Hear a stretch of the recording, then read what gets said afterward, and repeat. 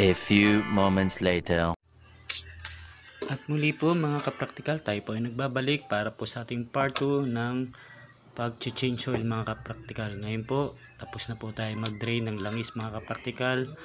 Atin na pong ibabalik ang drain plug sa aking motor na si Raider 7 mga kapraktikal. So ikabit na po natin ang kanyang drain plug mga kapraktikal.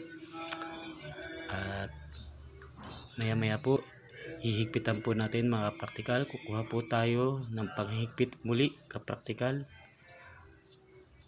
Ang ginamit ko kanina na vice grip, atin pong ipanghihigpit mga kapraktikal. So ngayon, higpitan po muna natin mga kapraktikal. Kunin ko na po yung vice grip. Ayan po.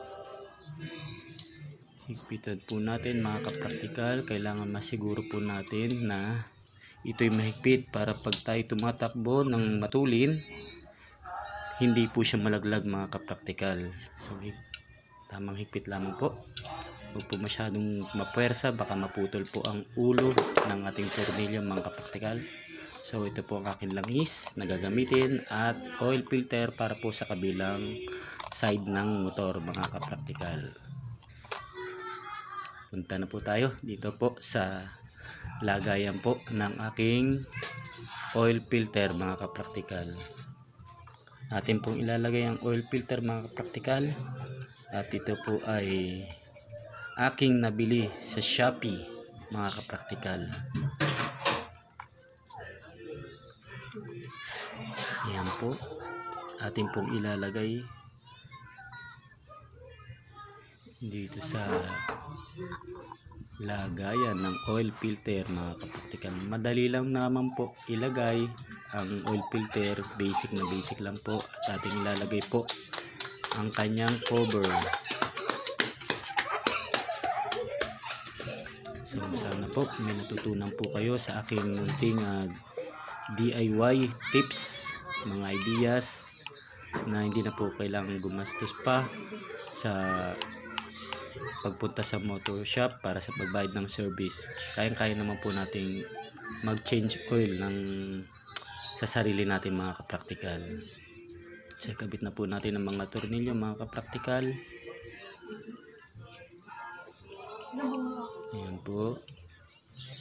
Isa-isa ko po silang ilalagay at ating pong hihigpitan mamaya-mayang konti mga kapraktikal. Ganun din po mga kapraktikal, huwag po natin masyadong puwersahin ang paghigpit, baka maputol po yung ulo ng tornilyo.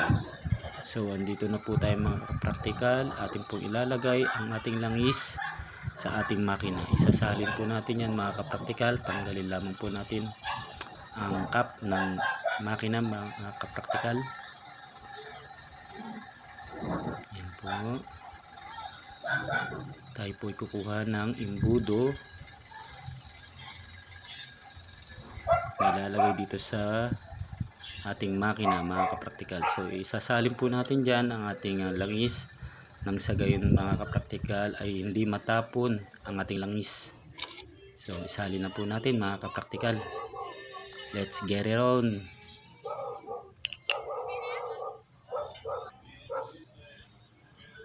Ayan po.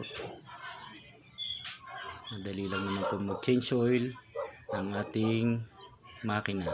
Sa susunod po may demonstration din po ako kung paano naman po mag-change oil ng Wave 100 po mga kapraktikal. Mas madali po yung Wave 100 kasi po wala na po siyang oil filter. I-drain lang po siya, tapos yun na po, babalik lang po yung drain plug, tapos wala na po siyang oil filter. Kaya mas madali po yun mga kapraktikal. So ayan po, tapos na po tayo magsalin ng ating langis mga kapraktikal. Sana po may nakuha po kayong mga idea at sana po ay may natutunan po kayo sa aking video mga kapraktikal. Atin na pong ibabalik ang kanyang cap mga kapraktikal para hindi po pasukin ng tubig or ng dumi ang ating makina. At atin pong higpitan ang pagtatakip dito mga kapraktikal, para hindi po siya mapasok ng tubig.